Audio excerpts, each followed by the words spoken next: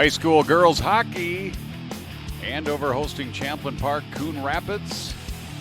And it was Andover getting on the board first here as the season starts to wind down. That was McQuay unassisted from the neutral zone, 1-0 in the first period. That goal was 2 minutes and 12 seconds in. Wastrel, the goaltender for Champlain Park, Coon Rapids, made some big saves. Here's a chance for Lily McKenzie. Top scorer here for Champlain Park, Coon Rapids. She was stopped there by Claire Hills, and it was 1-0 Andover after one. They didn't waste any time in the second period. Ella Thorson, off the opening face-off of the period from Kasich, scores her 10th of the season. That makes it 2-0, and then later in the period, short-handed off the draw, Lily McKenzie scores right off of the draw, but then 17 seconds after that, Angelotti scores her second of the season for Andover unassisted. It was 3-1 going into period number 3. Just a one goal in that period, and it was scored right there. It was Piper Andrews taking from the corner, and Avery Kasich that tapped in the loose puck that trickled underneath the Champlain Park Coon Rapids goaltender. And Andover finishes off the Northwest Suburban Conference season with a win on Parents' Night in Andover.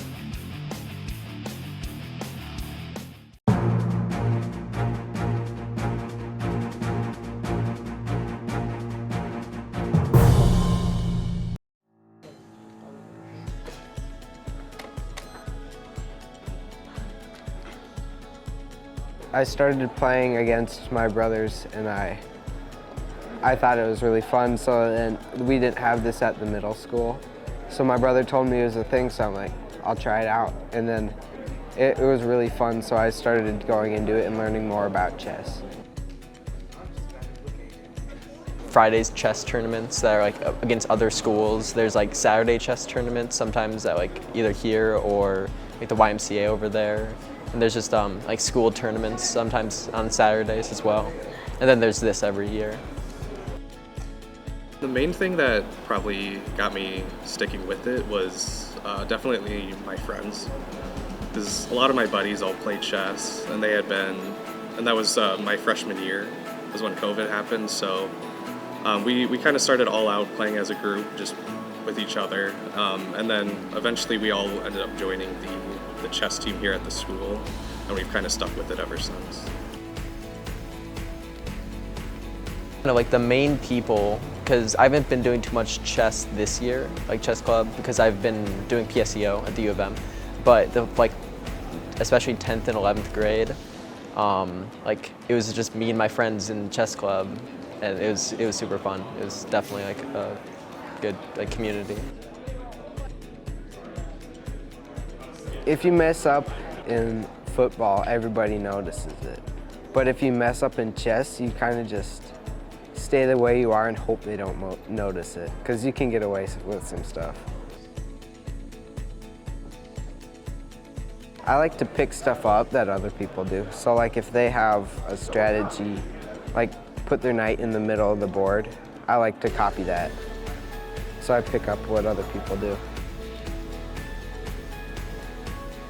Like when you can bond with someone that has like that similar interest, it's just so much more like, it's a lot stronger, I guess, in that regards. And like, I don't know, the people that play chess, especially like play chess seriously, they're always super passionate about it. The most memorable things for me is just going to tournaments with a lot of buddies that are in chess. So we always go to a tournament with like a team, we'll like carpool, so then we get to hang out all the way there. Then we'll meet a bunch of people at the tournament, play games, and it's a lot of fun that way. Then we also have a bit of a tradition afterwards where we all go out to eat together and talk not only about chess, but just also get to know each other. When that happens, you have to just not let the other person know that you made a mistake and hope they don't realize you made that mistake. Yeah. But yeah, it's a very mental game. It's like you have to not get down on yourself, otherwise you start losing, and that's what happens to me a lot. I've actually won the last 2 years in a row, so hopefully to go for the third. Well, when I play, it's relaxing. Like, because I usually just play casual games, so I can just talk to the person I'm playing against. And I get to know them better, and it helps me take my mind off like school or something. I think one of the main things is just like the people that you meet, especially here. Like it's super nice. A lot of the people are super fun and like are really fun to hang out with and play against.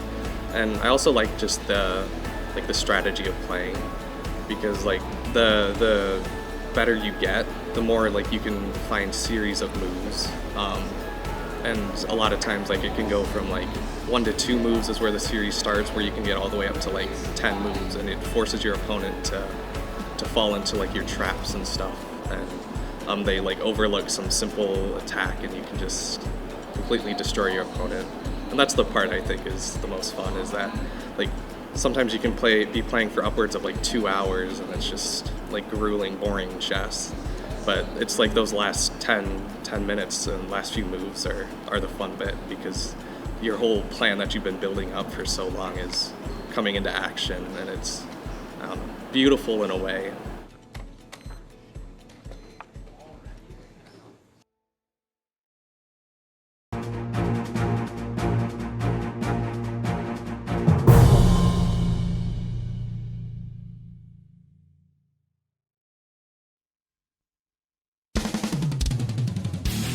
Duluth East visited Champlin Park on Friday night. QCTV, fasten your seatbelt, folks. This thing was back and forth, a lot of energy, a lot of juice, and it was Champlin Park here who got up to score 1-0. Just a goal just inside the dot of the face-off circle. Solomon scores his first 22nd of the season. They had a 1-0 lead. Coming back, a ripper one-timer. Wow, a one-timer by Drive and by Tang, who capitalizes on the far side of the face-off circle. Power play goal. It was 2-2 after that first period. Meanwhile, quickly jumping out and getting a rebound and a tip that time was Caden Cole, and Duluth East now has the lead. And it carried it up. Rivals here try to drive it back far side. Solomon behind and finds the wraparound for the tuck. For the Rebels, his second goal of the night. At first line, combined for 4 goals. Here goes Long on a filthy, 2 words, filthy goal. Coast to coast dangles and snaps one top shelf. His first goal of the season. As we went to this third period, here comes Gunderson. He's got some jets, waits, delays, and then snaps that one off to tie it up at 4-4 in the third period. Then a chance here for the Rebels as they get some opportunities and some space. A one-timer blast that didn't connect, but coming back on the back door and the deflection over the top. 2 fantastic saves by Rocker. Still tied, still a chance. Rebels relentless, back door. Barnovic finds Solomon for the hat trick. And the Rebels take home an impressive 6-4 win over Duluth East.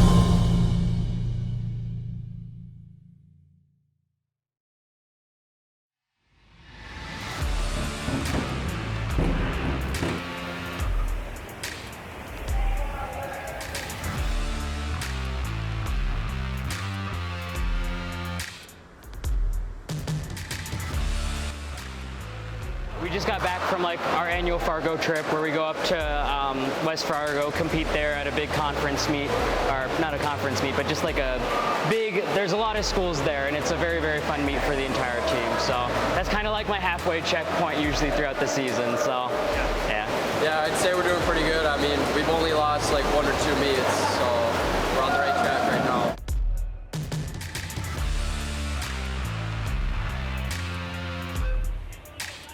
Our Centennial meet this year, we're really looking to beat them because we had some beef with Centennial, but unfortunately we lost. But like our coach says, every meet is just leading up to sections. We're gonna get our chance. Oh yeah.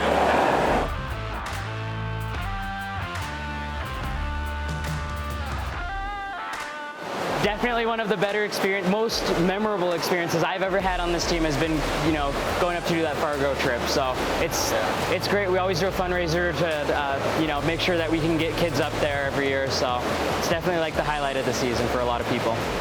Any good stories from there, or does what happened to Fargo stay in Fargo? We got a lot of stories, but they probably shouldn't be shared because, you know, we're boys. I'll share one. There was this one year, I think it was like my second year, you know, you have a room full of like 4 boys, they're messing around sometimes, it's sanctioned fun. They put 2 beds together, lost the key card like 3 times in that room. It was, yeah, got a little bit wild. That happened in my room this year. So. Yeah.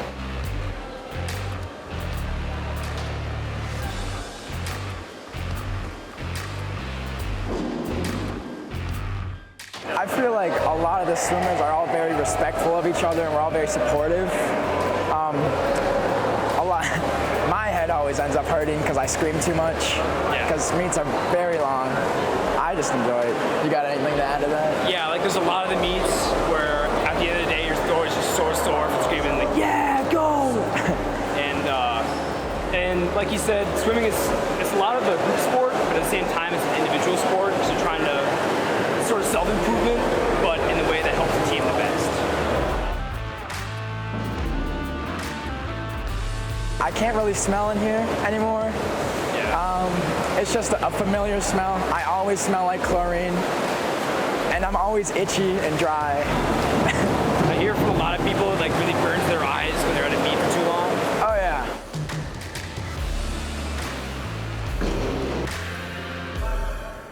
We have always had a team cheer that we do right before a meet. The origin goes back so far that it's just been passed down from like captain to recite it. And then also once we're walking out onto the pool deck from the locker room, I think a big tradition that we've always had is just like putting our hoods up and just trying to feel as cool as possible before we get out there, just get pumped up before the meet. So I don't know, I'd say the other thing is too, we always walk out by grade, so seniors lead.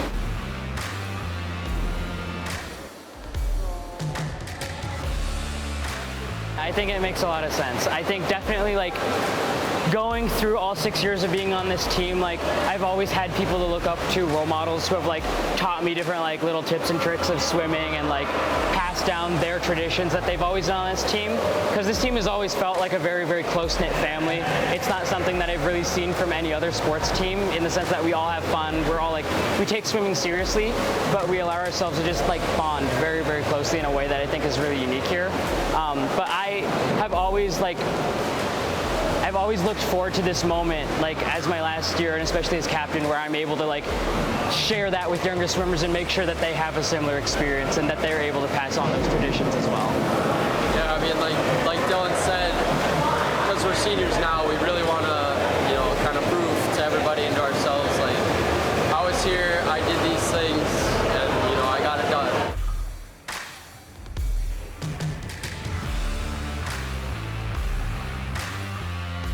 I mean, Centennial, we had a dual meet, just us versus them.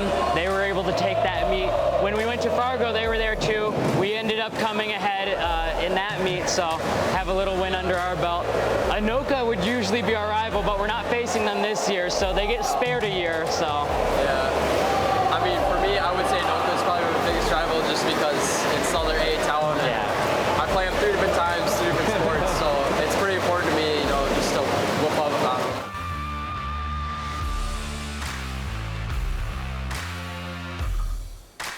know if we're facing Anoka this year. I don't believe we are, but usually when we face them, it's usually who's the real A-town.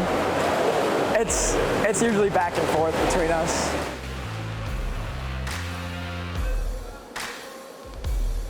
It's a very big thing here. Like, there's this long-running joke that Andover wants to be the real A-town, and it just goes back and forth. Can't admit it. Yeah, we're always going to be the real A-town.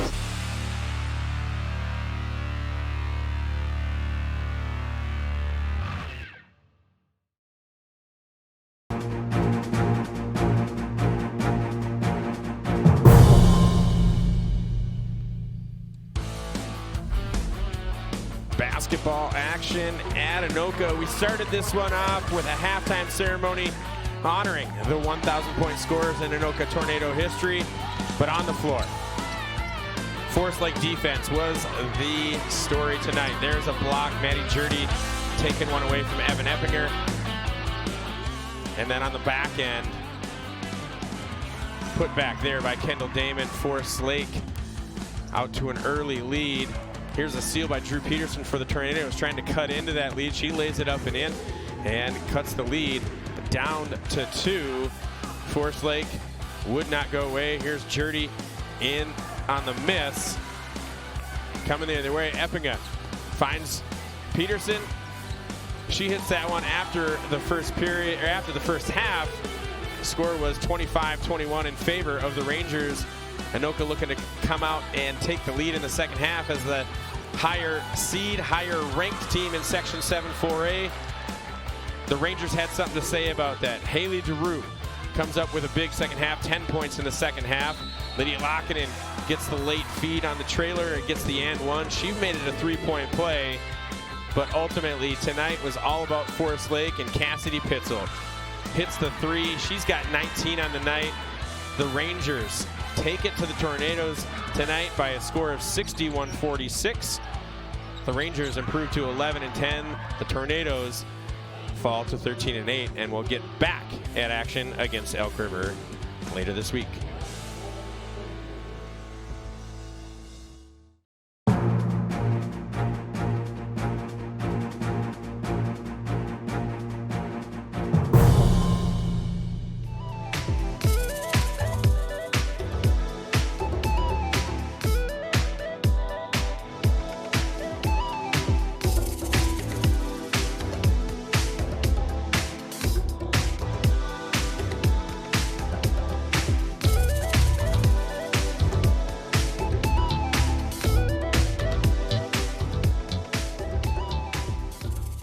It has been a very trying season with the lack of snow we have, but we're doing our best to make it through the season, I guess. So it can be frustrating at times, but we got some good kids working hard. So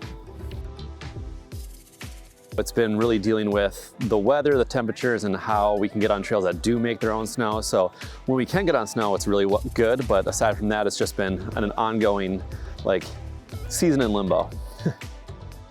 We've improved a lot from last year. We've got a lot of senior leadership, which has been great for our team. And we're a very young team that's still developing, a lot of sophomores and freshmen that have really developed over the course of the year. We've become a lot more competitive, and so we're really excited for the end of this year and next year. I think our team has gotten really close this year, and it's just it's a really fun season. I think we've all been growing a lot. In the beginning of the season, got injured, but I'm recovering now, so I'm excited to be here and racing today. It's going pretty well. It's obviously a little rough with the weather, but pretty good season, improved a lot, so yeah, pretty fun. Yeah, we've had a lot of opportunities to get out and ski, even with that poor weather, but there's always better snow that we had. It's been a blast getting out with the team, having fun, getting to know them, and just trying to ski with what we can.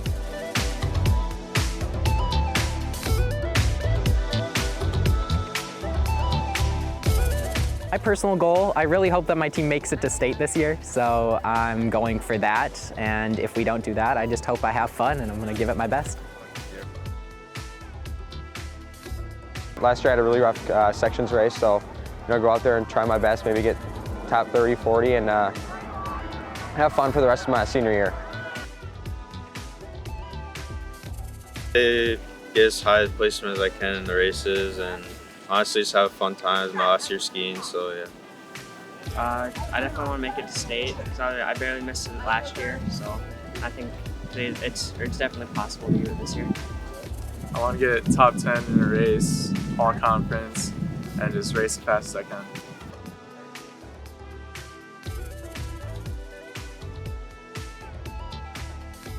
The personality of my team is pretty supportive of one another. We're always there for each other, and we always help each other out whenever we need it. So yeah.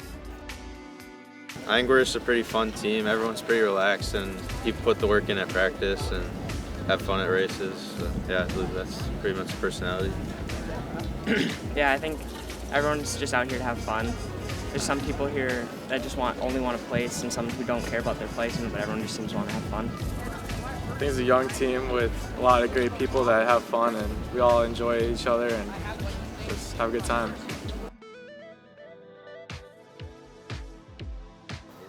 I think we're really fun and we're really close, and we support each other a lot, and we still have a lot of fun. And, yeah.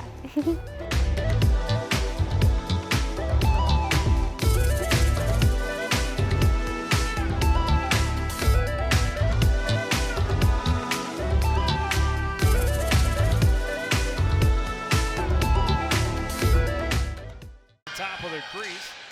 This one flipped off the side of the cage. A reverse pass and a goal for Sidney Bernovic.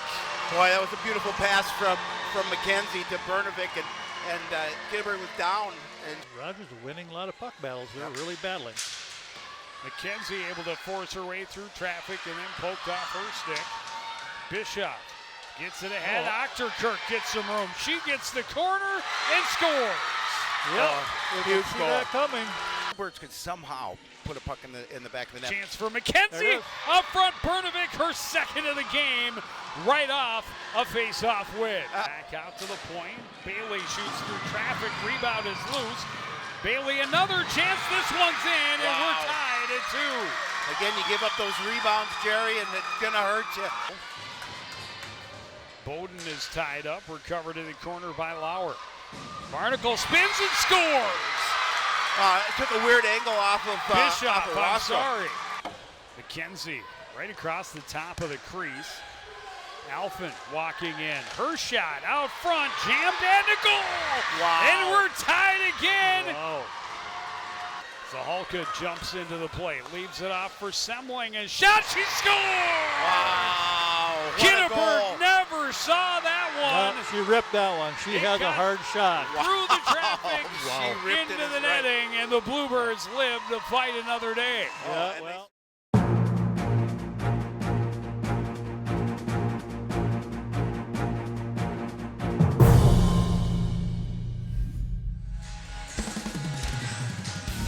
It was a Saturday matinee at the Andover Ice Arena. The Huskies taking on Anoka. The winner advances to the section championship. The Huskies score first. Hannah Olsen with poise lifts the puck over the top of Pavarud and gives the Huskies a 1-0 lead in that first period. Still battling, more shots, more saves. Pavarud putting on a goaltending clinic throughout the afternoon. Here's a wrister power play goal for Machulis. Assist goes to Reynolds, and it's a 1-1 tie at the end of that first period. Shots on goal, 20-3 in favor of Andover after the first. Meanwhile, Huskies continue to load up the shots, continuing to load up the saves. There you go. Pavarud again, Gretchen Pavarud continues a stubborn night and day in goal. And finally a snipe, a laser. Mac Jones picks up her 16th goal of the season, and the Huskies have a 2-1 lead after 2 periods. We go to the third. More shots, more saves. This time a deflection, and it's picked up by Hannah Olsen, who gets her second goal of the afternoon. A third goal, and a chance now again. That goal scored by McQuay, and the assist to Atkinson. Huskies won't stop there. A laser, precision-like accuracy, shot by Little, and she, on the rising wrister, gets her 11th goal of the season, and the assist to Jones. On the afternoon, it's Pavarud, who faces 70 shots, makes 65 saves. The Huskies advance to the section finals with a 5-1 win.